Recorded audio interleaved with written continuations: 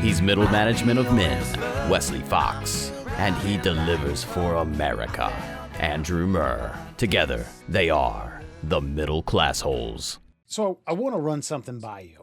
Say you're at the grocery store and you're about 35 to 50 feet from the checkout lane, checkout aisle, okay? And there's someone that's closer to the aisle than you, but much slower. Is there anything to be ashamed about walking faster than that person to get into the line? I'm that guy. Is That's the problem. Is there a distance marker? I do try to not be a social asshole. If I see the tip of their cart has turned its way towards the belt, I do give them the benefit of the doubt because I am a very fast walker. I could Jeff Gordon my ass past you in a heartbeat, but I don't feel like, I don't know. I don't feel like it's the right thing to do. We live in a very Karified world, and by Karified, I mean Karens rule the world now, and you're going to end up as a Facebook video or a TikTok or an Instagram. Like, don't set yourself up for that. If you know, here's the thing. If you know you're hitting the accelerator, you're wrong. Yep. Does that make sense? Sure. And you made the wrong choice. So, first of all, it was the 25 items or less, and I had 2. And because it was my second trip to the grocery store because I forgot 2 key items for dinner. I mean, you can't have a buffalo chicken slider without fucking blue cheese dressing. I mean, that's... You got ranch, you're all right. But yeah, I mean, I listen, ranch is my A1. Blue cheese is my A2. You know what I mean? Like, Sure. Yeah. But, okay, point is I had to go back. I was already kind of flustered. It was getting a little late. I wanted to get these and get the fuck out. And there was an older gentleman, I want to say anywhere from like 20 to 30 years older than me, who had, I want to say about 10 to 15 items. Couldn't tell what was in his, like, he brought like a burlap sack to shop with. And yeah, we were about, if I had walked normal speed, I still would have beat him, but it would have been a photo finish. So I just scurried up a little faster. And I didn't Oh, you did it. I didn't do it next to him, by the way. There was some space, and there was some other kiosks, kind of like stands that they set up of like chips and certain other items before you get to the checkout aisle. And I kind of purposely camouflage myself in those as I and sped past him. I felt bad. I was like, yeah, you know what? You had 2 items. And that's the reason I bring this up, because a couple weeks ago, very similar incident, and I did the slow down thing. Like, all right, they've got the lane, they got the right of way. I'm not going to cut them off. But I only had 2 items, and they had, if the checkout's like, I think it's 12 items or less at my Food Lion, and they probably had 11. And I just kind of like, we were like neck and neck, and I'm thinking, oh, they're just going to wave me on. You got 2 things, go ahead. And they didn't. So I don't blame you for this. But the one thing you need to do, yes, like you did, browse on the way by. Ooh, are those Toblerones I see? Never mind. I'm watching my waist. And did I skirt past you? Sorry. Right. Yeah, because I could play dumb pretty well. And you're right. There is a universal rule to that, because I certainly allow people who have much fewer items than I do pass me if we get there at the same time. Like, yeah, you got 2, man. Go. You got 3. Go ahead. Don't worry about it. You're going to be you're going to get out the door much sooner than I will. It's okay. And I kind of didn't feel as guilty because of, the way the universe works and, karma coming back. So, but again, I saw him, he wasn't hustling because I don't think he could hustle, but he was certainly like at 6th gear at this point, just trying to get there. And his 6th gear is probably my like half. Yeah. Probably going from stall to 1st gear. And I was like, no, I gotta shimmy past him. I gotta go. Well, let me hit you with this one. So I occasionally deliver to a Starbucks, and if they've got mail and I got to take it in, I'm like, I'm already here. I might as well get a very rich, delicious coffee I see somebody walking, and I'm like, it's a lady. Doesn't matter that it's a lady. I would have held it for a dude too. But I hold the door. I'm like, nah, go ahead. I'm in uniform. It makes you look good too. It makes the company look good. She goes in. I come in behind her. She goes ahead and jumps right to the register. And I'm thinking, oh. Yeah. Now, should she not have been like, thanks for holding the door after you, and then let me go get my shit? At least my one black coffee with no accoutrement, no whipped cream, no almond milk, no ice, a black nitro cold brew, please, and thank you, and let me move about my way? Or should I be forced to wait for her to get her venti fucking vanilla marshmallow froth with a lick of caramel? Yeah, that's ignorant. That's ignorant ass shit. And I feel like I felt fallen victim to that a lot of times. I live near a Dollar General, and it's so weird. There's three registers and they're spaced apart. So ideally, the universal rule is you create a line at the end of the last one, and as people call you down, you just you go down to that one in a single file line. Well, people abuse that all the time. People just like, oh, me, well, I'm right here, yeah, I'll check out. Like, dude, there's three fucking people in line. And I actually I won't say almost got into a fight at that Dollar General. It was inching towards that, but there was one manager at a checkout line, the only person at the cashier, probably 8 people. So everyone's feeling the frustration of having to wait. You don't want to be at a Dollar General very long. You have, in my case, I think I had like some razors, and I maybe grabbed a bag of chips. I don't know, something else. And I'm like, all right, just hunker down. You're going to be here for 15 minutes, maybe. And this person just kept bitching. Like, I don't know what the problem. They can't get anyone else up here. What the fuck's going on? And after about 5 minutes, I was like, dude, we're all in line dealing with the same bullshit. Shut the fuck up. And I wouldn't have done that if the person would have been my size or bigger. It was like a 5'5" dude. I said that knowing, but then he stared at me probably for a good 2 minutes. And I was like, oh shit. This is one of those guys that just don't give a fuck. No, they're gonna fight you. Dollar General. I've lost plenty of fights, and I'll lose this one too. That's right. I'm taking you with me, buddy. Yeah, I'm gonna get arrested. He doesn't care about getting arrested. I do. That's why the only time I ever talk shit in line is if I can feel the energy of someone that will probably get my back. You got a Lewis Merriman behind you, 6'5", 240. They're pissed off at the same person you're pissed off.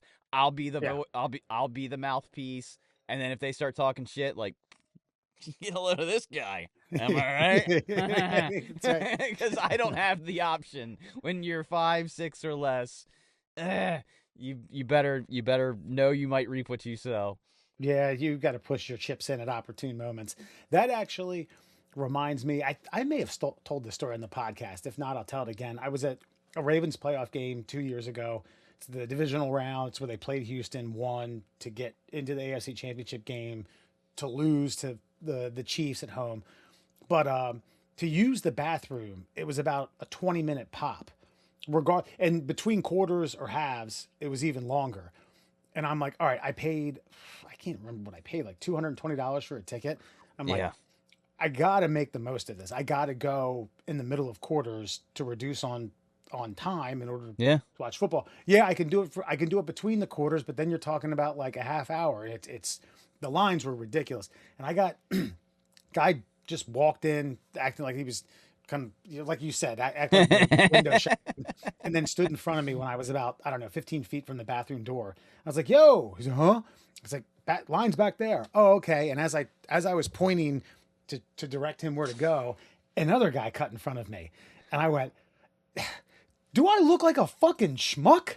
Do I just look like a target? Do I look like a mark? He's like, what are you talking about? I was like, the fucking line's back there, man.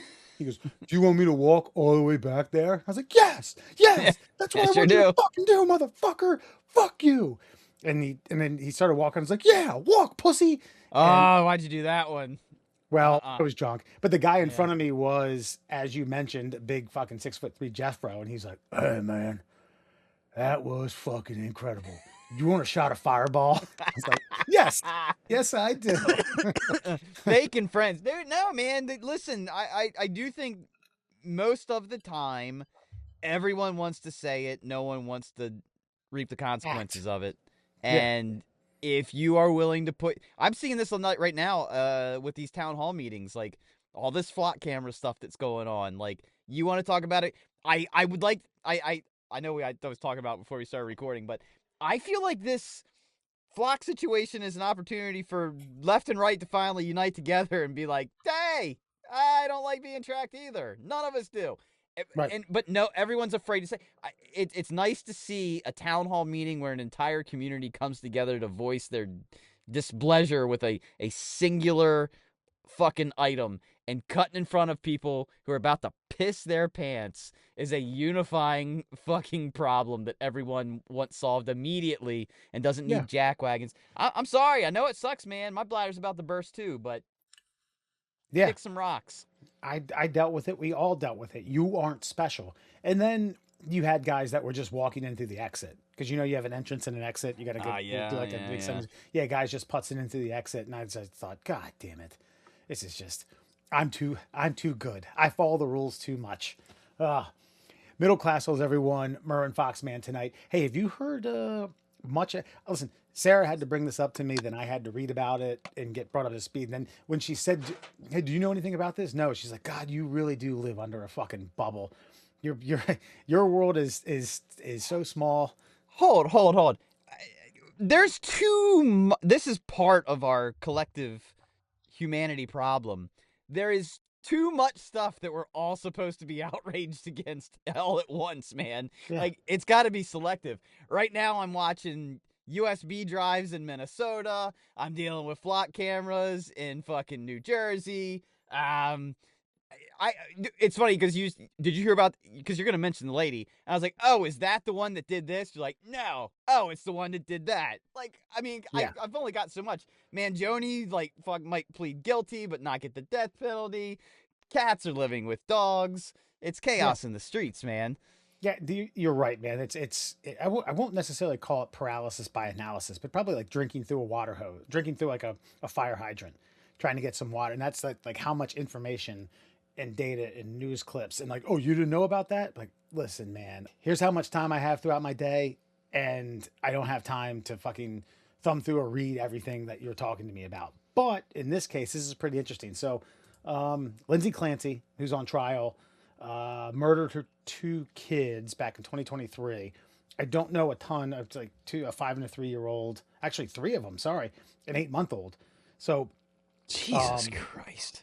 The rumor mill is now the internet and the subreddits of the world have this theory that the husband was the one who did it, used her mental instability. Now there's rumors of whether or not she is in fact insane or on the spectrum to some degree, because he was having an affair. He wanted an easy way out. He murders him, blames it on her, and now he's scot-free. Listen, I don't know if there's a shred of evidence to that, but boy, it makes for a juicy conversation piece. It sure does, but isn't this everything that exists now? Like, the earth is flat, 9/11 was an inside job, Building 7 was, chemtrails, but some of, again, you kind of got to pick your conspiracy and decide whether that's the one you're going to fall on the sword for or not. The news story I read today, because this is the first time hearing of this conspiracy. The other news story I've read of it was the one I read today, and it basically says, like, postpartum depression, yada, yada, yada, get back at him. If we're not going to be together, then we're not going to have a family, that kind of thing. And sure. Dude, I mean, you had that lady, back in the 90s, strapped the kids in and drove the car into the lake? Drove the car into a pond, yeah, and then said what was her... what was her alleged story? That the kids drove it in, or someone stole the car and drove it in, or that they just went missing? Something, all of the above, as far as I know. It's been so long, but then it got blamed on postpartum depression. And listen, postpartum depression is a real thing, but I do have to say, murder is a real thing too. And Sure. I don't know how you balance these two things between this is a serious problem, but you gotta not kill the children because of it. I don't know. Right. I don't know. I'm not a woman. Maybe I don't know, but there has to be. Here's the sticky wicket here is, like, if we keep letting women off for, like, postpartum depression, there are going to be women who blame postpartum depression just so they can get out of a situation they don't want to be in and be like, oh, I was crazy temporarily. Like, I'm just saying, like, I'm not saying that it's not a legitimate malady that happens mentally for women, but if you keep letting them like slide on this, then there's going to be lesser women that just do it and blame it, and that's a problem too. Yeah, this does call for a slippery slope where, it's not a one size fits all. Where do you draw the line? Are you going to have to bring in a psychologist or a mental health expert each and every time this is the case? And then for them to say, well, on the spectrum, I would rate this probably the likelihood of a 2 or a 3 or a 10. Yeah, crazy. She fucking Yeah. 100%. And this, I think that the moral of the story is in this. I'm trying to think of a way to spin this for women as well, because the old rule was, and I listen, years and years ago, I was guilty of this. Men, don't put your dick in crazy. I know it's tempting. I know there's I know there's a joy and a thrill in that, but ooh, blah, blah, blah. And women, don't let crazy dick put that inside of you, because men men can be. I've heard fucking horror stories about stalking and some other shit that's just no good, no fun.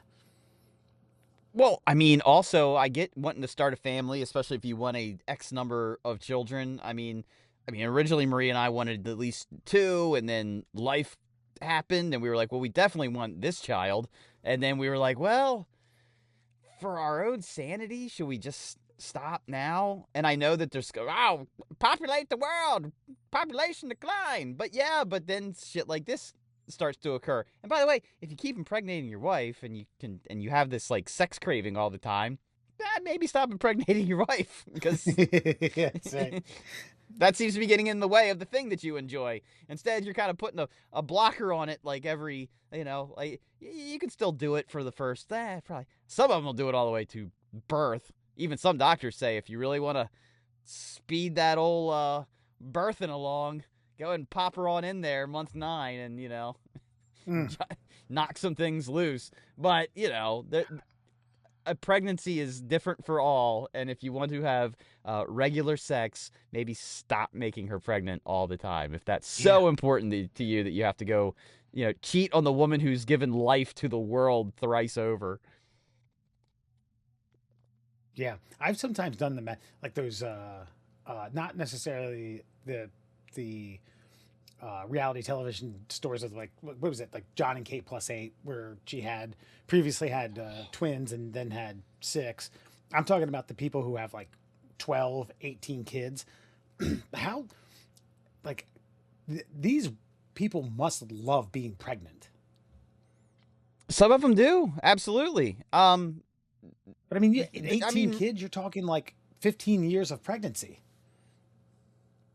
Yeah, and you're talking about like getting it started probably before anything's healed up. Like look at the Duggars, man. Yeah, yeah. That's I have cousins that were, what do they call them? Irish twins, born less than a year. Yeah, and I was way too young to hear this, and my dad said, "God, that old man probably busted those stitches wide open." I was like, "Ooh, man, didn't need to hear that at 10."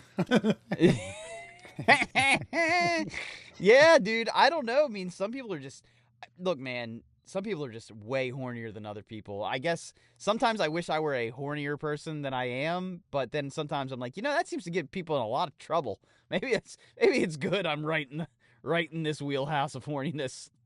Right. Like not too much, not too little. I'm not willing to ruin my life for it, for, a flash in the pan kind of thing. It's just like, I don't have the lizard brain. I guess I kind of lucked out in that department. But yeah, I don't see how some of these people, especially like the women, like they've probably never known their body to be in a constant state of anything except for constant growth and blah, and then blah, It's growing and ejecting humans. That's weird a little bit. like have an X-Men power of sorts. Ugh. All right, hey folks, tonight we're going to bring you the first ever segment of Middle Class Problems, Trash Solutions. That's right, Middle Class Problems, Trash Solutions. So, coming from YouGov.com, not familiar with it, But it is a panel. It's they did actually, did they tell you how many? 7,571 adults were polled in a hypothetical scenario. Many sports teams can trade players to another team without the player's approval. Now that's depending upon the contract, and we're gonna have to sort through the logistics of unionized workers and things like that. And I'm sure this will come up in the discussion. But if all employers could do the same thing, do you think that would be generally good for dot dot dot question? And it's employers, workers, both, neither, not sure. So the question is, if professional sports athletes can be drafted and traded without their consent, what if employers could do that with their own employees? And as the employee, would you be in favor of it? I just say yes. I know my worth. I wish in my specific job, you don't get a raise over your coworkers for doing a good job. Everybody is treated as an equal. And if there was a draft, I feel like I'd be drafted to a position of higher importance and pay. So I'd be all for it because I know my worth. I know what I do. I know how I do my job. I know how people see me do my job. I'd be 100% in favor of this. Absolutely. Yeah. It's, again, you have to, like, trying to, first of all, this would create jobs because if you're talking about, you know, major league or professional sports leagues that deal with thousands of players and all the GMs are intertwined to some extent, you're talking about millions upon millions upon millions of people. And I don't know, do you hire someone to be the GM, or is it just the human resources? But then you're having to create this network of, again, millions of people that you don't know, or you're just basing it off of a resume that you see online. I'm sure there's a way to vet this and interview people, or just you have your own team that you have scouts within your business. But I'm just trying to think of certain situations, like if I get traded to another company, project manager for project manager switch, and then I'm relocated to Dallas, Texas. It's a bad trade, man. I hope they're getting, I hope you're getting something else for it. You know what I mean? Like, I guess that's what I'm saying. Is like, if I'm going out, maybe they're bringing two in. But okay, let's just, maybe I'm not getting, maybe it's not a like for like, maybe it's something different. But let's just say hypothetically, I have to go to Dallas, Texas. Is the company paying for my travel and my lodging for a certain amount of time? What if I have a home here? Yeah, I think that has to factor in. I think that because it has to be within the advantage. It has to be within the advantage of the company to. Yeah, it has to be treated just like a sports team. I think because you would have to get a higher salary. They'd have to get you like a living situation set up for you. I mean, otherwise, like it's a bad deal. I don't think they would do it otherwise. Now, if it's going the other way, where you're the shit employee and you're just kind of like you're part of the bargain, I think that's like it's that or you get fired. Sorry, True. You got to kick rocks. Like we got a great deal for you. Well, what are you going to give us for so and so? Like, all right, we're gonna get him a condo downtown, $5,000 raise. And we're going to put him in this position. All right, well, I want 3 of your guys. They ain't getting shit when they get here. Let them know that they'll be out of a job if they don't want the deal. And that's it. Yeah. Wes, we're trading you to you're going to be the manager of custodial arts at a middle school in El Paso, Texas. And they tacked into the deal that we would stock all their vending machines for 3 years. You come with a pretty penny, my man. You're a good bargaining chip. And this would be interesting. I just think like there's, are you uprooting your family? I guess that these things have to be taken into account. If they have a family, they probably have a no trade clause. Or if, the company's like, look, we're going to sell your home. We're going to accrue all the cost. We're going to get you something down there, 3 years rent free. And then, within 2 or 3 years, if you can't buy a home, we'll sort it out. But that's that, sweeten the deal, or some sort of like onboarding package in a bonus that you just can't turn down. Yeah, I mean, I just think like all trades, there's going to be shitty ones and really good ones. Depends upon sure, absolutely. And I think it has then, but that would also, I think, cause employees to work accordingly. If you don't want to be traded, don't do too little, don't do too much. Find that sweet spot. And then your heavy go-getters going to be like, yo, I want to get traded out of this office. Fuck this place. And then they're going to do more and they'll be worth more, and they'll go to a place where they're. I think it because it. I mean, most trades, when it's a marquee player, benefit the player as well as the team that's trading them, right? You know what I mean? So I think we have to look at it in pure sports terms. And if that's the case, then I think as you sign your contract for wherever you're employed, they're going to have to give you a deal. You get to make concessions. And that way, yes, if they do uproot you, like, all right, well, if I'm ever traded, my family has to come with me. You got to find me living quarters. The whole nine. I think it's got to be treated exactly like a sports team. It's got to think of like we just witnessed the Major League trade deadline, which was pretty historical in terms of the amount of trades that took place. But you figure a company that's on the up and up and a company that's on, like, hey, we're in a rebuild, or we're trading one of our key chips. We're going to throw in all the bells and whistles, as you mentioned, travel and we're going to pick up all your goods, or we're going to have them shipped to your new place. You're going to live rent free for 3 years. And we're going to, and this all comes, we are then receiving 2 junior folks, 2 prospects, if you will. Yes. Yeah, exactly. and what do you think, though? I mean, don't you think, okay, I guess it comes down to how you think you're viewed as an employee, whether you would want to have this work in your favor or not. Like, where do you stand? Do you think you're a good enough project manager that you almost welcome the opportunity to be traded because it would benefit you? I wouldn't be opposed to it. Like, I don't know how I feel about bopping around the country, every 3 to 4 years. Maybe it would be a blessing in disguise. Maybe I then come with life experience about living in certain areas of this country that I have never been to. If I got to spend a year and a half or 2 years in Chicago, which is a lovely town, would I be for that? Depends upon where you're going to shack me up at. I'm not buying a place. And if you're going to give me, a year's worth of rent, sure, to figure something out. Do I think? Yeah, I mean, I think my trade chip would come, it would weigh heavy. Would I be for it? Again, I don't know. I'm a pretty content guy when it comes to, like, I've hungered down here. I lived in Baltimore long enough. If I do move, it's not going to be too far from the middle of the city, and I like where I work and I like the people that I work with. But yeah, if it's traded to something a little more prosperous, another company that's on the up and up, and you have benefits and bonus packages, and a signing bonus and a better salary and some other bells and whistles, shit, why not? Well, but see, if we're looking at this in pure sports contract terms, hey, you guys sought me out. Let's sign a long-term deal now, and put a no trade clause in there. Like, I'm okay, for me, I'm 47.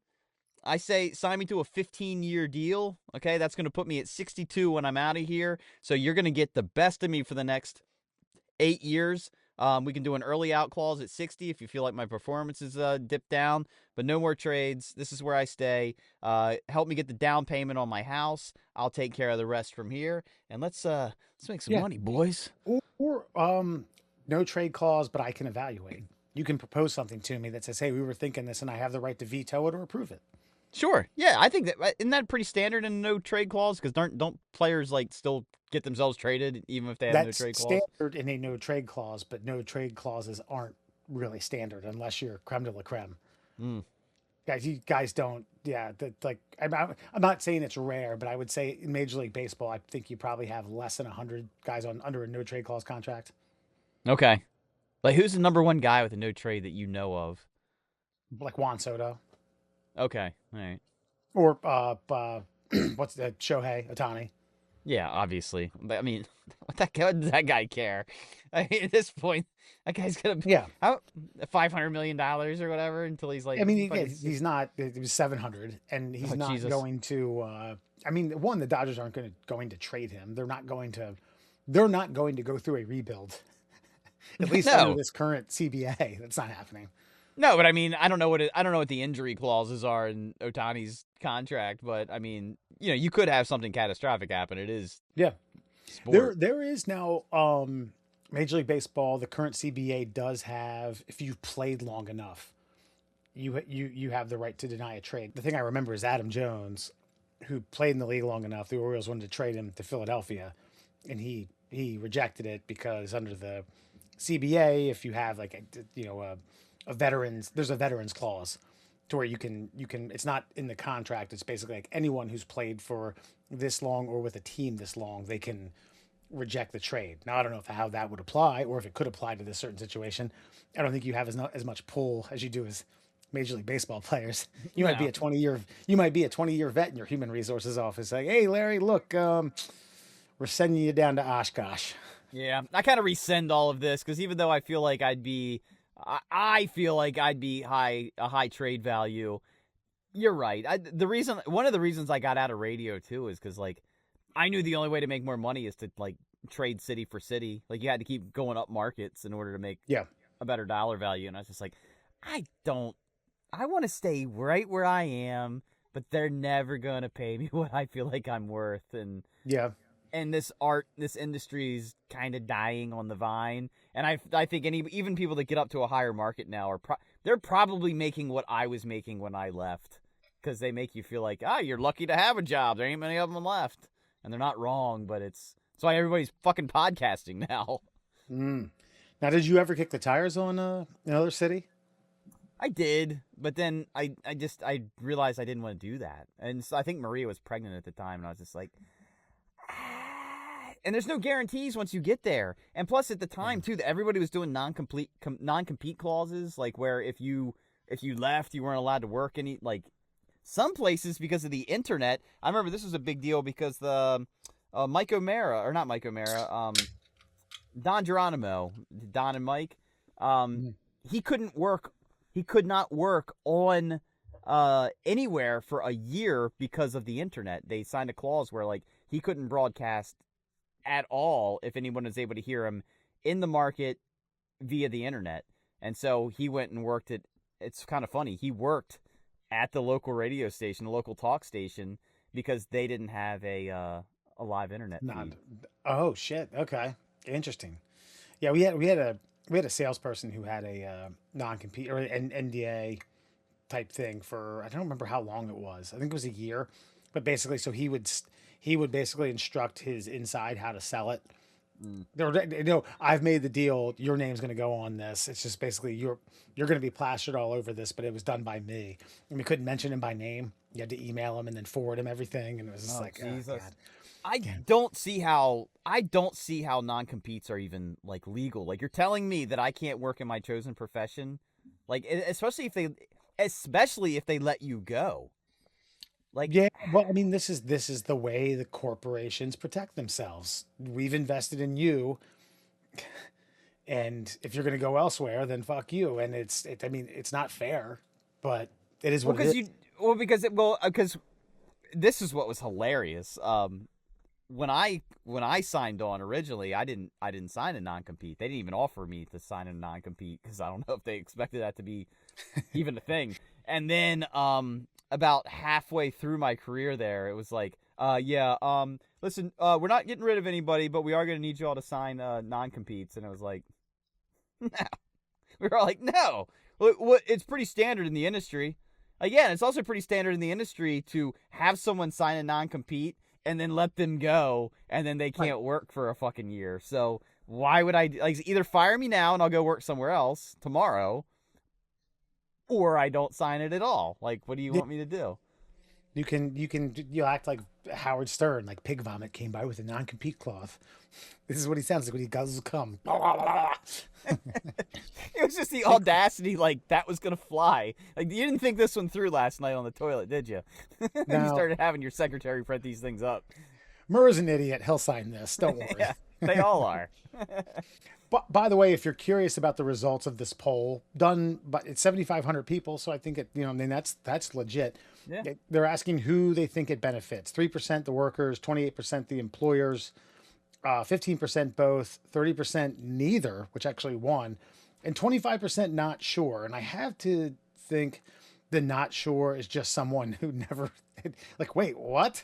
They didn't run this through. They didn't calculate this. I honestly think Which is fine, by the way. I'm not I'm not insulting these people who answered that way. I maybe thought it through and then I didn't, so I could be the fool here. Again, I don't. Who do you think it benefits? Because I selfishly think it would benefit me because I probably through hubris think too highly of myself. Okay, I think that there are instances where it would benefit me, but I think in all instances it benefits the employer. Probably. I just think in a situation like this where they have the say, they're not going to make a business. They may have a swing and a miss. They may, take a risk on someone that doesn't quite work out, and it doesn't, that doesn't come to fruition. That's one thing and another. I just think ultimately all these decisions are based on the employers or the corporation or the company's idea. Like, this is good for us. Once they're gone, fuck them. I mean, but like you said though, I mean, you've also got the Pittsburgh Pirates and the New York Yankees, like, sure. You know what I mean? So like, and you have your Juan Sotos and you have your Shohei Otanis, and then you have your guys who just came up from AAA who, like you have your guys who are, if they are traded, your all-stars, your MVPs, your Gold Glovers, your Silver Sluggers, who come with a king's ransom, and they're going to benefit. Well, I mean, look at like somebody like Skeens, right? He's in Pittsburgh currently, and you think that guy's like worried about anything? I'll either be the highest paid player here, or when they do inevitably get rid of me, I'll be the highest paid player there too. It kind of, he's sitting pretty. So you have to think of yourself, are you a Paul Skeens? Or, right. And but this is kind of like that Meat Lovers Pizza tutelage from right here. Well, Tommy Boy and Callahan Auto. If he has a bad day, he gets to go home to Livy Dunn. Oh boy, ugh, bummer. Before we get to Fun Fact Friday, I did want to run this one by you here. I feel like tell me if I'm a fool. I feel like I just solved college. Because I've been watching. What was the problem with college? Kind of bullshit degrees, way too expensive, companies not getting out of the graduates what they were hoping to get out of somebody who just spent 4 years at a institution of higher education. Parents worried about, the social aspect of college and the modern era and the money that they're going to be spending and all that. Okay, you know that I lean left. Okay, I'm down the middle on most things, and that's probably a wishy-washy way of life, but it's the way I am. But Bernie had a solution to this when he was running for president in 2016. And he said, make all state colleges tax funded, and that way you're not. If you choose to go to a private school, fine, that's your choice, and if you want to accrue that debt, that's on you. But the state colleges and the community colleges are all funded, and here's how I did it. I don't remember exactly that. He did some quick math, in his Bernie way. I wish I had a good Bernie Sanders impersonation. Pull from here, right here, blah, blah, blah, blah, solved. And I think it could be done. I also didn't disagree with him on when you trade stocks, there's like leftover like integers of denominational pennies. You know what I mean? Like because the math doesn't work out to a perfect. Sure. And his whole thing was like, we'll round those like stock trades to the nearest penny. And he's like, over all the millions of trades done a day, like you'll accrue a shit ton of money over a year, and that's what we'll use. And I don't disagree with that. That's fine too. Listen, I lean right, but I lean right towards a good solution on most things. I don't really care who comes up with the idea. It's just people dig themselves in on these ideological stances. But, for example, think of ideology. Mike Rowe has kind of been pushed to the conservative pile because for some reason, blue-collar labor gets labeled as a conservative pet project where he's just like, no, it's just you guys made it sound like everybody had to go to college, and now people are having a hard time paying off their college debt because they can't find a job like they kind of felt like they were promised that, fits the bill for the debt that they accrued. So here's my thing. So you got these like super smart probably going to get a full ride scholarship, high school students. And they're probably going to be applying to Harvard, Yale, MIT. Hold on. Yeah. We are going to include this in the podcast, but it's got to be said over again in order for the algorithm that I use for Opus to make these clips. So you solved college. Go okay, on. Listen. I have solved college, everyone, because we know that companies want to hire people that are capable right out the door. So I would like to cut out the middleman. I would like students who have, whatever GPA that is required to get into a Harvard, a Yale, a Stanford, an MIT, whatever, Ivy League or Ivy League adjacent schools. I want these kids to be able to apply directly to the companies that they have their eyeballs on to work for, whether it be Amazon, Google, Meta, SpaceX, Tesla, whatever.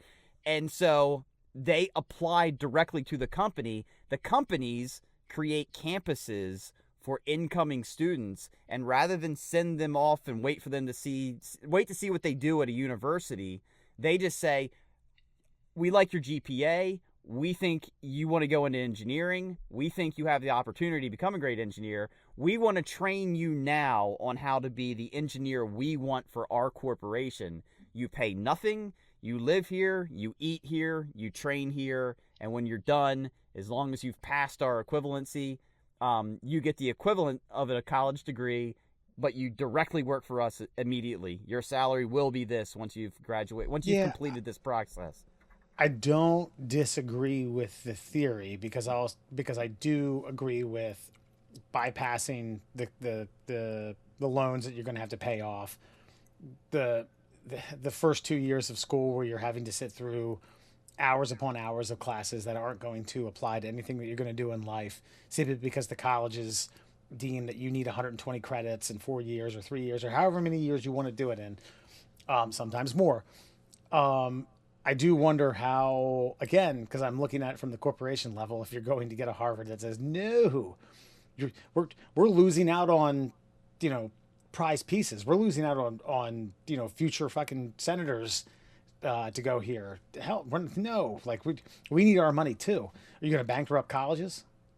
No, it's going to force colleges to lower their tuition to then have more people be capable of going. It's going to force the colleges to kind of retool how they do things and potentially make it more available. Well, if you lower tuitions, you're lowering salary rates for professors. Do you know that Princeton, through their trust, has enough money to stay active, pay not drop a dime on anything, and they have so much money collecting interest in trust that they could run in perpetually, basically forever. I didn't know that. I think you're going to get the, if you want to encapsulate all colleges or all prestigious colleges, or even like we said Ivy League schools, you could even throw in like a Duke or a Maryland or sure a Rice, Cal, some of the big colleges out in Gonzaga or whatever. But I think like when you immediately try to streamline people into that, and again, I'm not disagreeing with it. I think you're going to get a kickback from the college to say, wait a minute, we need our nickels too. Sure, but I guess that's my point. Is I feel like these colleges are nickeling and diming, it's a barrier, and they're forcing a barrier. They're forcing almost an unpayable debt to people who just, I need this piece of paper to prove to this company that I can do the thing I want to do for this company. When the companies should be like, we're gonna get these people probably 4 years earlier. They're out there. Yeah. They're available. They're smart. They don't get involved in bad habits. I mean, you can still create like a college campus at like your Meta facility or your Google facility, and they can still experience the college experience. And you got to remember, this would be a very small sliver. It's not like you're stealing like an entire graduating class from any one of these schools. So you're talking about like the best of the best. This is not a feeding frenzy. This is a very vetted cycle of a certain percentage of individuals. Because my next question was going to be, what do you do with med and law school? Oh, no, those people absolutely still have to go to these institutions because, I mean, there's unless there's like a giant hospital conglomerate that's like looking for like the Michael Jordan of fucking neurosurgeons. But how would you know until these people will actually have trained in some capacity? You don't know if somebody's going to be proficient at that until they've gone to school. There have been teenage savants who have written, numerous computer programs to, help out a company in a variety of ways, standard operating procedures, infrastructure, streamlining things, incoming, outgoing packages, whatever. But you're right. Yeah, there aren't 16-year-olds who are opening up a biology kit, doing brain surgery on a frog. Yeah, I know. I was getting ready to say, like, did you see this kid's dissection paperwork? I mean, it's next level. Right. We got listen, Loretto. I know you have to have a major neurological surgery. We have a 16-year-old savant here who's done some good work. He's going to be standing in as a junior. He might tinker around a little bit. Don't worry. All right. Why do I speak Mandarin? But I think what I'm kind of getting at here, though, is it would force universities to like take their curriculums maybe a little more seriously. I feel like things have gotten a little more lax in the college education experience. For example, I feel like if I went to college now, I'd have an easier time passing my classes. Like when you get like stress days or, I need to go to the Jello room. Like well, they're going to have to reform at some point because I listen, this is going to shock you. Do the math. 2008 was a recession. You remember, correct? Yeah. Yeah. During recessions, people have fewer kids because they don't have enough money to feed the mouths. Those kids are graduating high school. So college enrollment is going to be less, and universities are going to have to figure out kind of unique ways outside of raising tuition, which they very well may do in order to make the, the thin margin that they need to. So that's already happening. And I don't know if that comes at the cost of not even comes at a cost. Brother Dewey Love is a university, was a professor at the university. He said, God, all I really want is kids who want to be there. Yeah. I don't want the kids who are just like, my parents sent me here. I got to get a 4-year degree. I'll slump my way through this English 105 class. And now that I think about the less enrollment, the fewer enrollment that's going to happen here for the next couple years, how universities are going to shake things out. And I think you're onto something. Yeah. And I don't know. I mean, I'm also about if corporations have the funds to do it, try it. If it doesn't fucking work. Yeah. Okay. You try. Do some pilot programs. Have one class of 30 students and just say, hey, listen, you guys, because you're good. One, you're going to get the already motivated kids. Listen, you don't need college. You're fine. You are smart.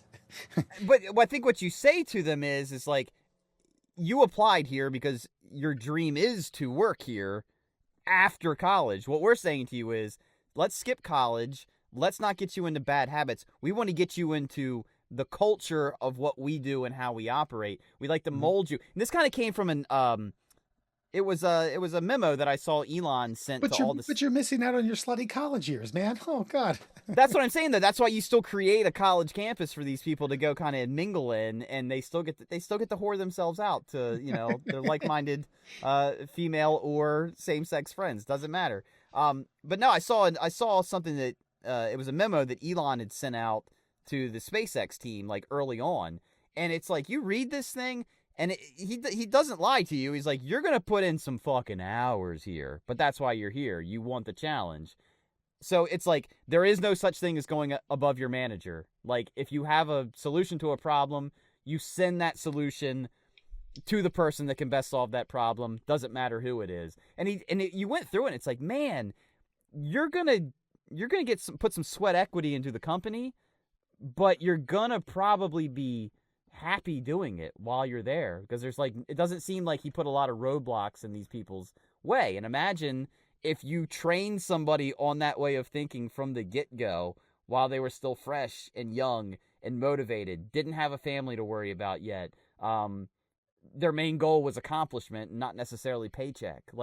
You would get that's how you innovate and build a thriving, you Yeah. know, worker bees that want to really make a change in the world. But the reason I also thought about this is like, there's going to be less kids going to college here soon any which way, because Mike Rowe's whole thing that he's preaching right now is that there are apparently $400,000 tradesperson jobs that are not capable of being filled because there's not enough people trained in Yeah. being an electrician, plumber, you name it, doesn't matter. All the blue collar trades are so underfunded and understaffed, they can't put people in these spots. So these kids in high school right now can be like, wait a second here, I can take out a $200,000 loan to go to college, or I can go to my local community college right now, spend about 10 grand and get my, I don't know, HVAC license. I can become an electrician and I can make $120,000 after like 2 years of study. See you later, Brown University. Yeah. I'll tell you right now, personally, if I could have done it all over again, if I didn't have the interest that I did in sports broadcast journalism, and I was kind of like, I don't know what I want to do, I would have gone into a trade with the expectation that I either became a foreman or had my own company. Yeah, most of the good ones that like get in with a company are apparently now leaving after 2 years, starting their own company and making 6+ figures a year. And that's the American dream. If you're mentally, if you have the mental capacity to, I'm not saying smart enough, I'm talking about the rigmarole of owning your own business, which comes with 1,000 fucking strings attached. Sure. If you can navigate all that stuff, then God bless you, because it's a good life. Oh, absolutely. I mean, and the thing is, and it's a cliche, but when you love what you do, you're willing to put up with more bullshit. And like, I wanted to be a carpenter originally, and that's a pain in the ass. I mean, fucking things up, timelines, this. I mean, CT, I'm sure he had some Sure.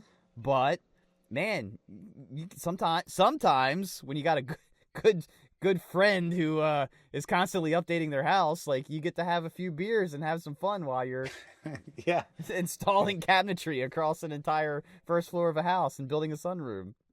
Yeah.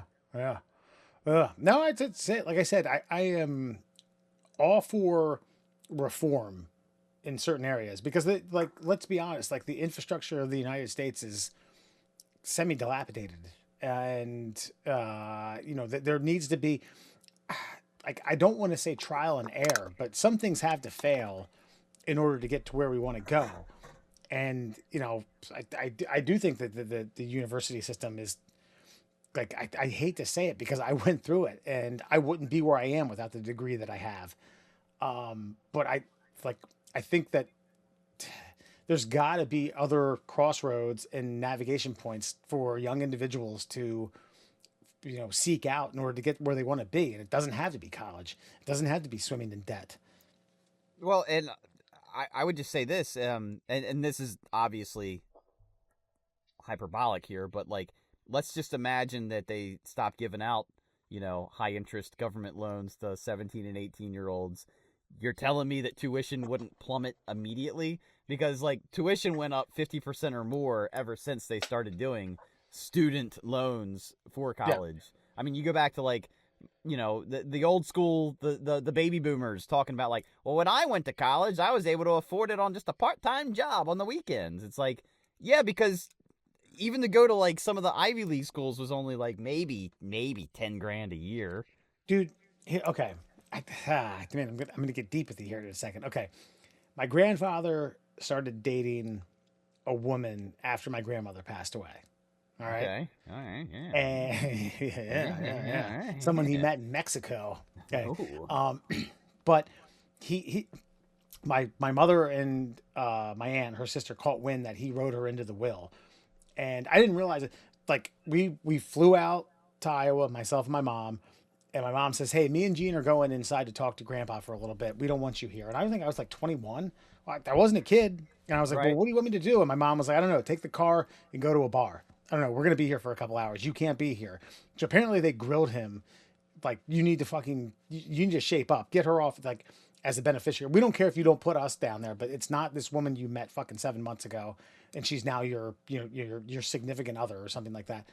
And he told my mom. He said, and later on, I was like, well, what happened? You know, give me the gist, give me the story, give me the fucking nuts and bolts. And he said something to my mom along the lines like, well, I paid for your college tuition, University of Iowa, by the way. And my mom said, I'll cut you a check right now for $4,000. And I was like, you went to fucking Iowa for $4,000 for 4 years? My God, I went from 12 to 6. And they were much more, what do you call it? They vetted their student body a little bit more thoroughly than they do now. You see what I'm getting at here? So there is a way. I think the university system has lived pretty high on the hog with a lot of sweet kickbacks for the last probably, I don't want to go too far, maybe 20 plus years, we'll say. I mean, I graduated 21 years ago from college. And they've drastically changed the way in which they do business, not education. They probably changed that pretty well too, but they've drastically changed the way in which they operate on a day-to-day basis, how critical they are of student performance. They've definitely changed the pay rate in which they accumulate wealth for their university systems. Yeah. So don't tell me that this can't be. They need some competition, I guess, is my point. And I think if major corporations, which are prevalent, I mean, every industry has like 1 or 2 or 3 pillars that run it now. And if they had direct competition from the people who are going to be employing the people they graduate, they would absolutely have to change the way in which they work. Listen, I could have been done college theoretically in what I wanted to do, which was, again, like video production and broadcast journalism in 2 years. And I'm talking bypassing political science, biology, health class, tennis, music appreciation, philosophy, trying to think of it, like technical writing. I mean, the list goes on and on. I mean, these are credits upon credits. And by credits, I mean dollars upon dollars of classes that I was like, oh, man, well, maybe I'll wake up today and go to it. I doubt I will. Okay, I'll get up and go.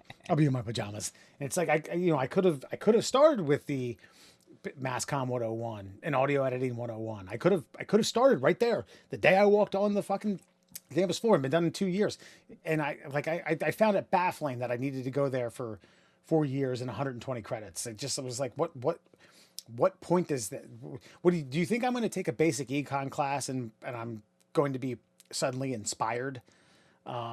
Yeah, I don't know. Well, but then back to my on the job training situation here. Like, when I went to broadcasting school, I edited on reel to reels. I learned how to actually literally slice with the razor blade and tape back with like the whole thing, the magnetic tape and all that.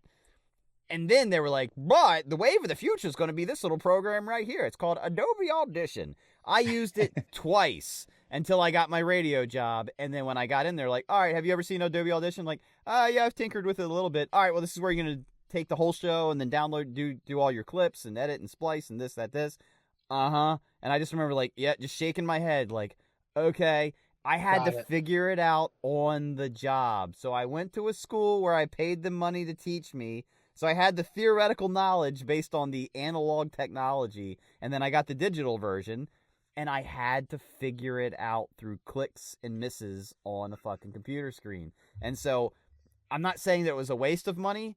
I mean, it made me invested in the process.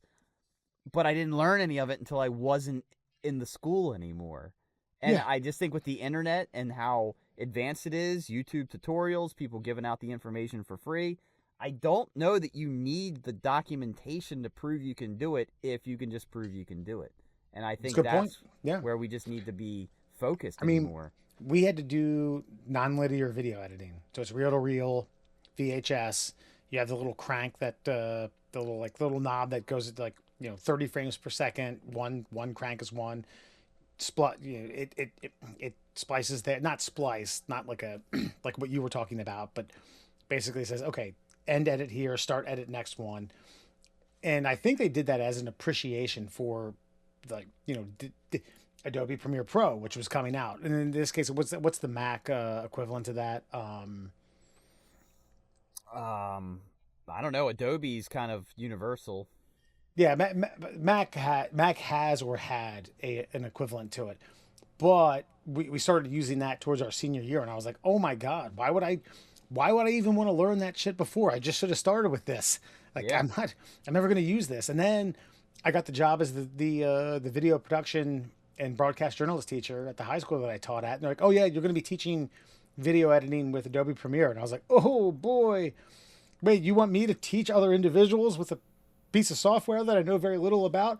Okay. And I crash course myself for 2 weeks at my house with a laptop that they gave me, and came in there. I was like, all right, boys, we're going to make some porn. No, I didn't.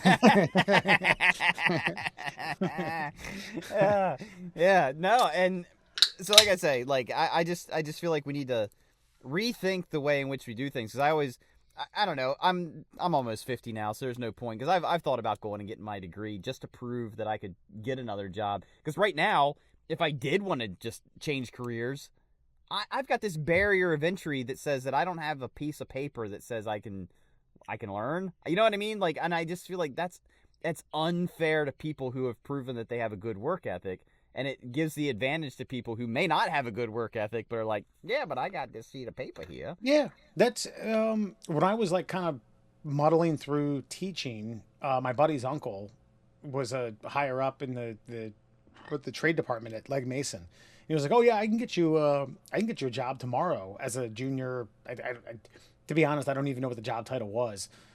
And I said, does it matter that I don't have the degree? He's like, no, dude, we take philosophy majors. We take fucking psych majors. It doesn't matter. As long as you have that 4-year degree. And I thought, damn, this major financial corporation just wants a 4-year degree of sorts to work there. Mm-hmm. I get it. But I also was like, oh my God, it's fucking, geez, you'll take anyone. And does that degree prove that, I mean, if there had been like a flip book or an 8-minute montage of my college life, there's no employer that would have hired me. None. Watching me do Randy Savage elbow drops across tables when I was drunk. This is what I bring to your company, sir, Mr. Dumbass. I'll just say this. I know somebody that worked at the same place that your dad worked, and he was talking about when they made the decision to stop hiring anyone without a 4-year degree, they actually had to fight for people who currently worked there that didn't have a 4-year degree. Because they can we at least grandfather these people in? Because they were talking about laying those people off. Well, anybody that doesn't have a 4-year degree can't work here anymore. And they're like, wait, the people that are already in their job positions, can we keep them on at least? And it was like, that was the concession that they made. Fine. Moving forward, no one without a 4-year degree will be hired, but the people that are here get to keep their jobs. And it's just like, Jesus Christ. Like, so you're not actually looking, like, what deal was that? And you know as well as I do that was a deal made with a senator who had a lobbyist that was working for a university system behind closed doors. Yeah, 100%. It's fucking, cut their nuts off. So there it is. Listen, college solved. All right, let's get smarter. Let's get in more intelligent. Let's get ourselves in line for the employment that we may or may not have.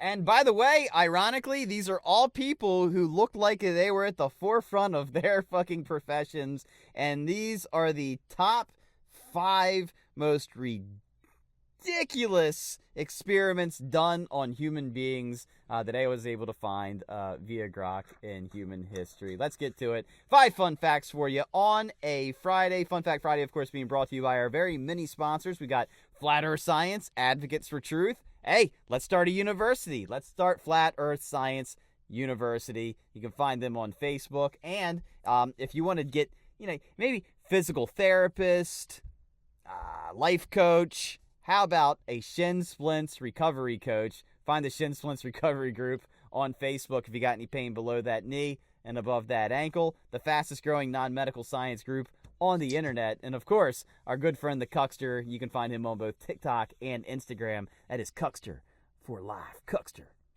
for life. By the way, I just finally recently watched the Hulk Hogan documentary. Did you watch that yet? I have not seen. Is it on Netflix? It's on Netflix. I avoided it. I don't know, because because Hogan's reputation went so downhill so quickly at the end, I was just like, I don't really feel like revisiting the Hulksters, you know? And then I did, and I was like, oh. If you're in any way a professional wrestling fan, fucking enlightening. A lot of things are very enlightening. Then Hogan went to McMahon and wanted to negate the Union. I'll say this, not even mentioned. Oh, really? Okay. And to the credit of like Bret Hart and Jesse Ventura, I think it's in the DNA of the professional wrestlers who really grinded through the business that like they're just gonna tell you straight. Because Bret even talked about how like, yeah, we needed the Hulkster. Like it was like if he was on the card, you just wanted to be there. Like he talks about it like openly. Like we all loved Hawk to a point. There was a point that Okay. like when the Hulkster really got full of the Hulkster is kind of maybe when people's opinions of him went downhill. But they were all like we were all thankful for Hulkamania. It was very enlightening. So it wasn't what I thought it would be, and it's worth the watch. Then I went to McMahon and asked him about the Union. You got a really good Jesse body, man. You really do. That's pretty good. And then Terry Bollea put a screw in that spoke. Terry put a bullet in all of our heads. We had it. We had health care. Yeah, I can't. Man, yours is good.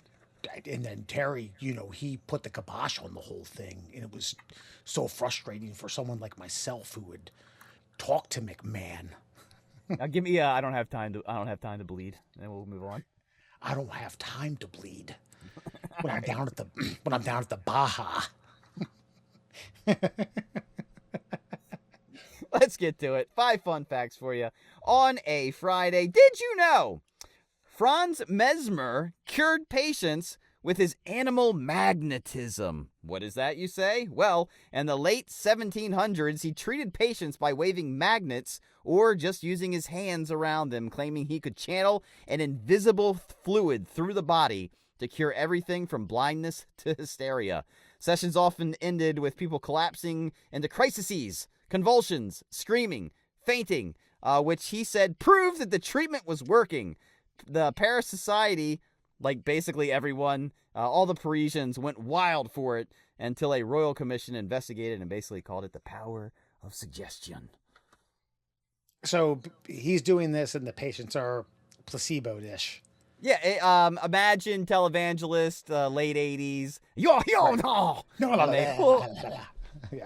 Yeah, and the power of took over their body. Damn. Hysteria, too. So women who were lack of orgasms. Interesting. Yeah. You just got to touch them right. You know what I mean? God. Did you know John Brinkley was a quack who built a huge empire transplanting goat testicles into men's scrotums, promising that it would boost their vigor and libido? He got wildly rich off of it in the 1920s and 30s, even though it was medical nonsense. Sergei Voronov did something similar with monkey glands, slicing chimpanzee testicles and implanting them inside of men to rejuvenate them. So did you get 4 balls? Did you get your own and then No. these 2, or You got a replacement? So yeah, you got yours taken out, and then you got those sweet, juicy goat nuts put in their place. Why did he pick goats though? I actually get monkey balls. Like if you were coming to me like, Mr. Murr, we have a couple options for you. We have goat, dog, and silverback gorilla. I'm gonna say silverback gorilla. That would be the choice for me. My life might be slightly uncomfortable after this, but man, I'd like to pull my pants down and see those fucking cojones. Yeah. Slightly off hue, if you will. The goat, I don't know. I mean, could you neuter a goat and have it live, not, have the goat live prosperously on the farm? Yeah, you neuter animals all the time. I mean, I think I get it. I don't know. I mean, maybe goat nuts were a little more expendable at the time. I'm not familiar with the history on this. Okay. Hold on. Maybe goat. You know what? I think you're actually inadvertently making much more sense than I expected, because I think a goat nut is probably physiologically very The- similar to the sizing of a Sure. adult male nut. Right. The aesthetic is going to look the same, you know. Yes. Yes. Yeah. Now, see the way I envisioned this is that they were they were just pushing them in there with your own. Well, I mean, We're gonna turn your 2-stroke engine into a 4 banger.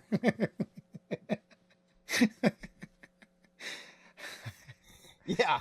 No, okay, but that might have actually worked somehow. I don't know. Because this just seems like a 1-to-1. You know what I mean? A 1-to-1 replacement. Whereas, yes, you get it, you double it up. I mean, twice the horsepower, right? Sure. And I can tell you right now, no woman ever in the history, well, anecdotally, I think no woman in the history of the world has ever looked at a set of nuts and been like, man, that has me fucking hot and bothered. Whew, does someone have a fan? Where's your bedroom? I got to see these things more. Well, I will say, in defense of the internet, like, everybody's, at least back then, like, some quack doctor's like, listen, I'm gonna give you some goat balls, and that's gonna rev your engine. Like, oh yeah. You can't jump on Twitter to see if somebody had a bad experience. You know what I mean? That's right. Yeah, the patient experience message board was a little bit limited then, and I mean, of course, there was that guy down in Florida that we did an episode on. I don't know, probably like 4 or 5 years ago, that was doing at-home castrations. True, but people were seeking them out, so True. Yeah. They wanted less, more for less, if you will. Man, the goat one, yeah, gorilla, goat, dog. I can't imagine, man. I mean, I wonder what the most like to like is. I mean, I think you'd have to. Oh, what like to like? I mean, I guess dog breed, you'd have to. It depends on the dog. I mean, a Rottweiler versus a Chihuahua, probably pretty significant. Sure, yeah, but give me a lab. I think I would go more like, what's the horniest animal and who's getting the most action? Yeah, if we're still going under the same parameters of I get these balls, then I'm more vigorous. Yeah. Yes, that would be my justification. Like bigger, smaller, inconsequential. Give me those Wolverine. Give me those Wolverine tots. That's what I need. Then a week later, you're humping pillows. You're like, yeah. This is working. Damn, doc. Oh, what is cousin Larry? Say the dog, Alabama leg hound, something like that.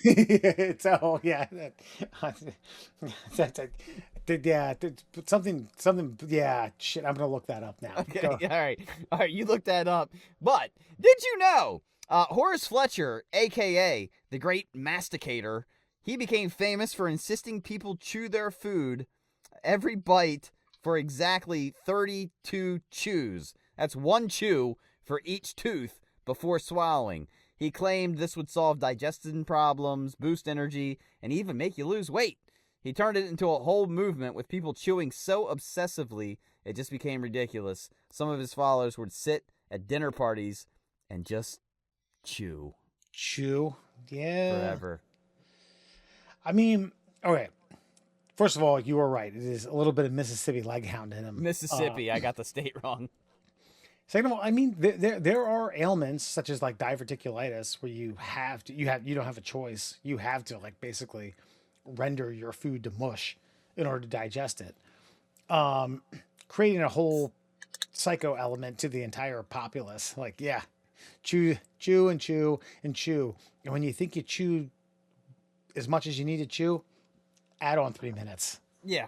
My grandmother on my mom's side used to say, like, I don't know if it was because we were just wolfing our food down, but when I finally read this fact, I was like, oh, what if Grandma Sullivan was like into this whole thing? Because she would be like, you need to take at least, I think she said something like 30, you need to chew your food at least 30 times before you swallow, or something like that. And I remember my mom like whispering something to me, but I think my mom said it was because of like the Great Depression. Like if you chew your food more, it feels like you ate more, kind of thing. Right. So yeah.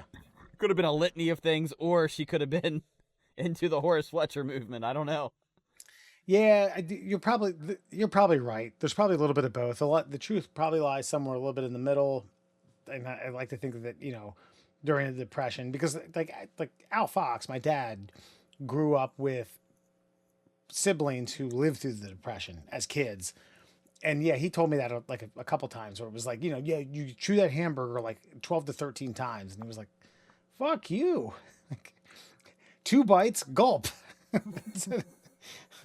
One of my favorite things to watch, it's since passed, but it was a fad. It was like women trying to keep up with their boyfriend, husband, whatever. Like, you know what I'm talking about? No, but I get it, and I also I live with my wife who watches me eat on a day-to-day basis, and she's like, "Oh my god." Yeah. Well, eventually they did the opposite, where it's like dudes like she grabs 2 French fries and it's like, and just staring at her like, take another fucking bite. Would you goddamn take another fucking bite? But no, watching the women try to keep up. I mean, they're like, it's weird because it's like physiologically we're very similar creatures.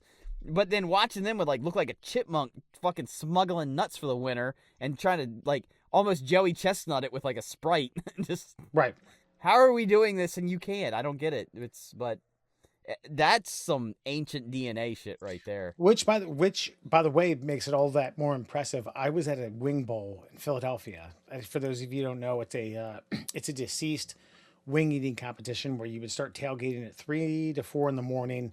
And then you would go into the Wells Fargo Center, which is where the 76ers and the Flyers played, and watch a wing eating competition from 7 till 11 in the morning. I was there once where a Canadian woman won. She ate like 353 wings in 10 minutes. In 10 minutes? Yeah. That's it was ridiculous. Yeah, look it up. I'll try to drag her name up, but yeah, she's also. You remember the burrito challenge that I did? That I tried. I've seen that. Yeah. Okay. Yeah, that woman. She did that in 4 or 5 minutes. I'm telling you, with the competitive eating, you kind of just. I think I have potential to be a competitive eater, but you say that and then you attempt it and you're like, nah, never mind. But no. it's all about shutting it down and just. You just gotta go like and just pretend that your body's gonna handle it. My thought was like I'm a grazer. I can sit there and take my time and eat and eat and eat and eat and eat. And I got to a point where I was like, I can't finish this. Whereas the preferred strategy would have been just fucking pile it on. Just go until your brain go so fast that your brain doesn't know it should stop yet. And I think that's your digestive system can't keep up and yada yada. Yeah, and I didn't eat. I didn't eat for like a day and a half. But that's the weird part about these competitive eaters is like they eat so much leading up to it so that like they're ready. Like, Joey Chestnut has a training video online, by the way, that you should definitely watch. I mean, homeboy trains. It's ridiculous. He gets those like those they sell them for like people's jaw lines, but they're like these like really stiff kind of like rings that you put in your teeth and you just bite on them. He does that and he does all the jaw muscles. And he does all these neck exercises, and then he drinks like a gallon of water and then pukes it up and then drinks another gallon of water. It's like all to stretch his stomach out. It's ridiculous. By the way, it's Molly Schuler, Schuyler. She 501 wings in a half hour. God damn, dude. 500 of anything just seems impossible. Yeah, deviled eggs, oysters, radishes. Did you know Mary Toft convinced doctors she was giving birth to rabbits? She even had them deliver actual rabbit parts from her body. She was a poor 25-year-old woman from Godlingham, England, who pulled off this hoax in 1726. After a miscarriage, she and accomplices manually inserted dead rabbit parts into her body. You know where they inserted them. She then faked labor to birth them. She claimed this was due to maternal impressions, a popular belief that a pregnant woman's thoughts or cravings could affect her fetus. She was all she wanted was fame and money, and even offered a porter a bribe to sneak in more rabbits. The hoax was exposed when that porter snitched and caused a huge scandal, ruining the careers of several prominent doctors who obviously believed that bullshit. Jesus Christ. Shoving rabbit parts up in your hoo-hoo, and then but doctors believing, like, I was thinking about rabbits yesterday, and I believe my baby will be a rabbit. Well, I mean, God bless her. The hoaxes are hoaxes, but Jesus Christ, I mean, like the steps that have to be taken in order to perform a hoax. That are just Commit to the bit, baby. yeah. Oh my Lord. Ugh. Either way, she still had a kid. Rabbits or is Gotcha. that goats? They're called kids. Either way. Moving on. And finally, our favorite doctor. Did you know John Kellogg invented cornflakes at his Battle Creek sanitarium, but also gave patients 15-quart enemas and zapped their eyeballs with electricity? Kellogg's core belief was biological living. He thought meat and spicy foods overstimulated the body and mind, leading to self-abuse or masturbation, which he saw as causing everything from poor digestion to insanity. His treatments, like 15-quart enemas and yogurt enemas, aimed to flush toxins and reset the gut bacteria. The eyeball shocking was part of his sinusoidal current electrotherapy, which he claimed could treat vision disorders and other ailments. 15-quart enemas. I don't know what the prescribed amount is, but I'm reasonably certain it ain't 15 quarts. Good God. And I know we're not good with quarts and measures and such, but you know quart of oil you put in your car? Yeah. It takes usually 4 to 6 of those. Yeah. Imagine 15 up the butt. That's what you're getting. Glug glug. And then eventually it would stop being glug glug. It would be like bloop. Bloop. But the yogurt, I think that Yeah, that would be slow and painful. who's administering this? Like, I mean, at some point, I Yeah. know. Listen, prostate exams are a necessary evil. I had a colonoscopy. Again, a necessary evil. I feel like Mr. Kellogg was voluntarily injecting yogurt in people's buttholes. Hey, I got an idea. Yeah. We're gonna use yogurt. Like less than 15 quarts, right? No. We're gonna keep the same unit of measurement. We've learned that 15 is right about the spot the body really starts to accept yogurt. You imagine 15 quarts of yogurt through your rear end. Jesus Christ. These people either expelled it quickly or were the most uncomfortable individuals that ever lived this fucking earth. I don't know how, like, I don't know how you fit 15 quarts of anything into the human body. Right. But see, you're talking about water. At least there's some dispersity that can travel that way. Yogurt, you almost have to propel it.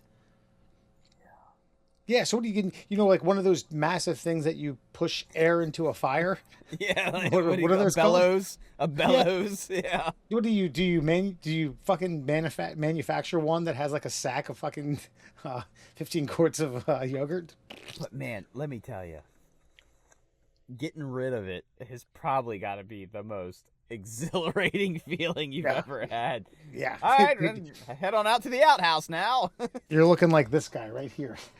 Yeah, just blasting a hole in the earth. It's A nice, creamy, rich, dairy-filled hole in the earth. And what was he trying to accomplish? He was trying to reset people's like gut biome, basically, which is not actually dumb science. It's just that this was being done at a time where, like, you didn't have, like, the ability to research other people's research. You know, you were kind of going off trial and error, and, like, I'm assuming Mr. Kellogg put a lot of stuff up his own butt and was like, you know, I feel great. Yeah. Let me help you out here. This is what I did. Right. I did the trial one with 2 quarts, but you, my man, we're gonna put you on the 15 quart measurement. I mean, there must have been a yogurt shortage back in the Kellogg days. Or going to like yogurt. The price of yogurt was so expensive that I'm not sure what like the manufacturing was at that time, but to a point where like, listen, this is going to be a $2,000 thing. Like, yeah. Fill me up. I'm good. Here you are, Doc. Here's my life savings. Pump more into me. Now I will.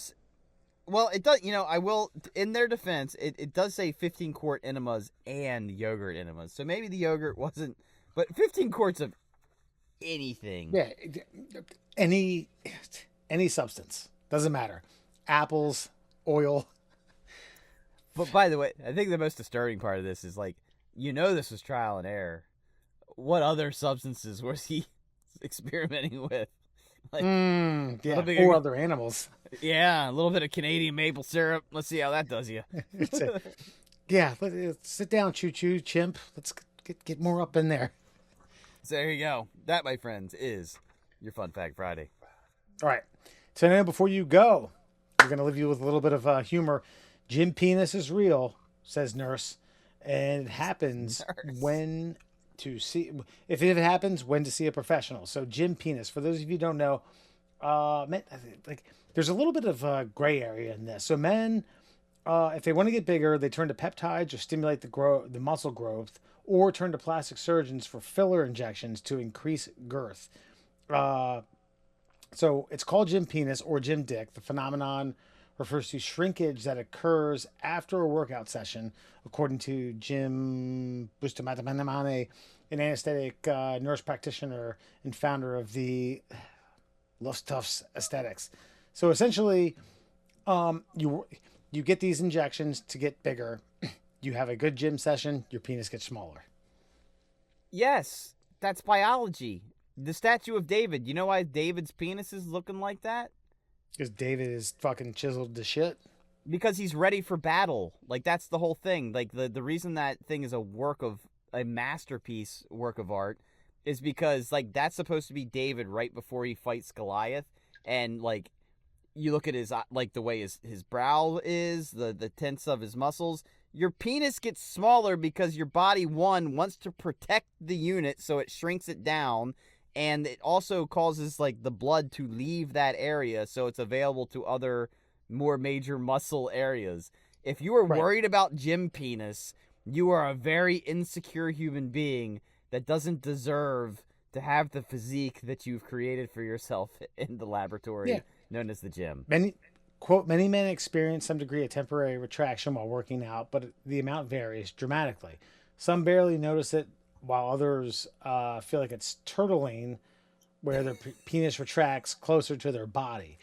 I think you hit the nail on the head when we were talking about this pre-show. The fascination with, or the fixation of penis size is going way out of hand.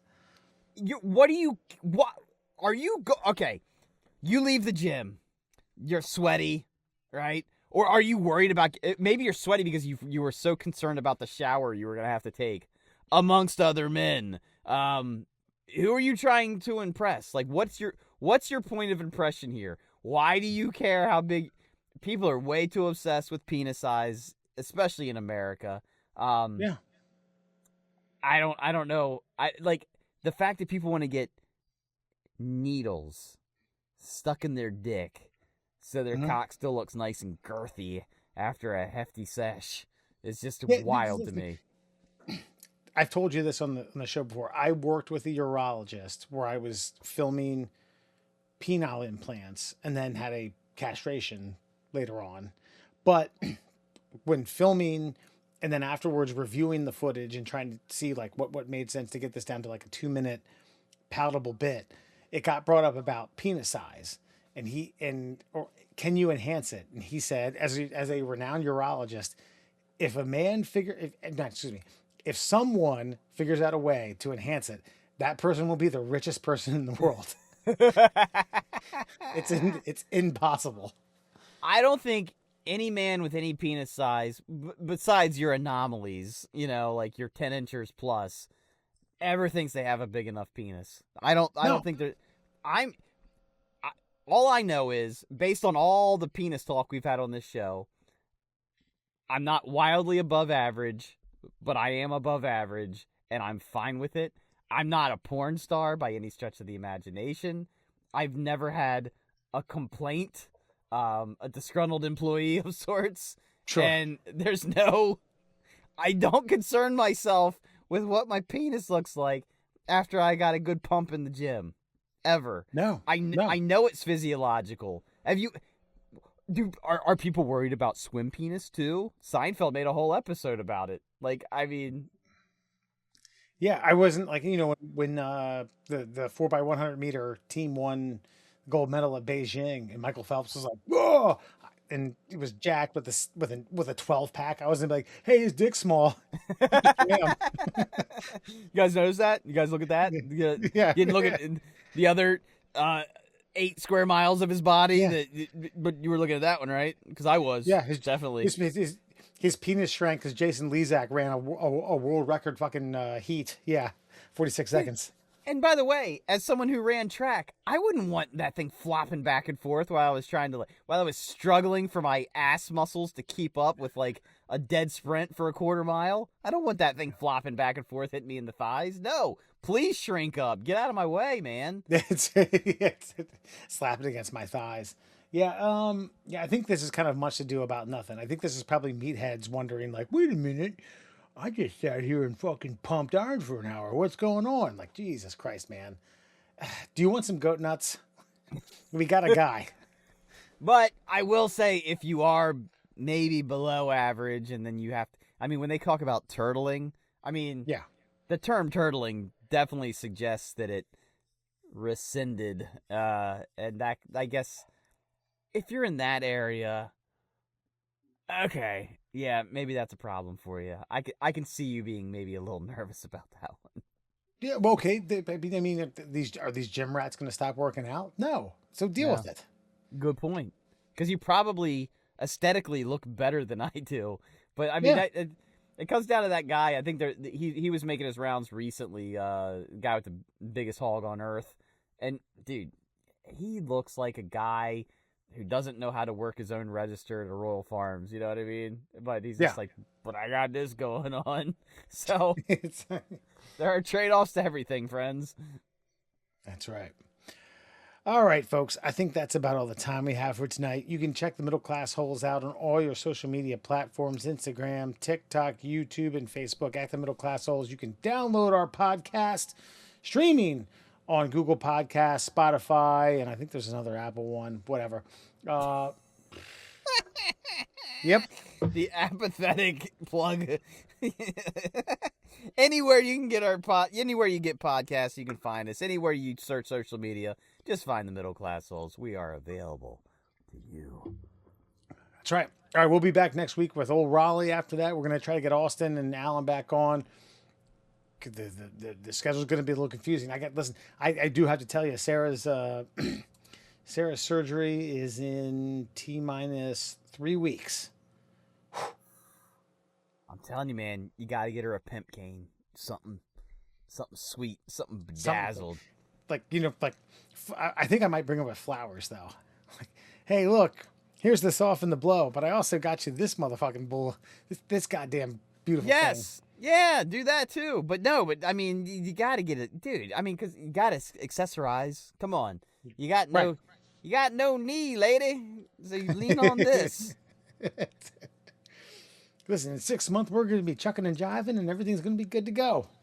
God. Hey, look, she's going to come back better and stronger. It's going to motivate her to get into the best shape of her life, and it's all going to work out in the end. I feel for her, but hey, little piece of adversity, she'll be fine. Should be good. All right, we'll be back next week with more Middle Class Holes. Take it easy, folks. Ready to satisfy my woman the whole night through. I get drunk most every day. Everyone knows Scooter is a gay. Might be on his fuck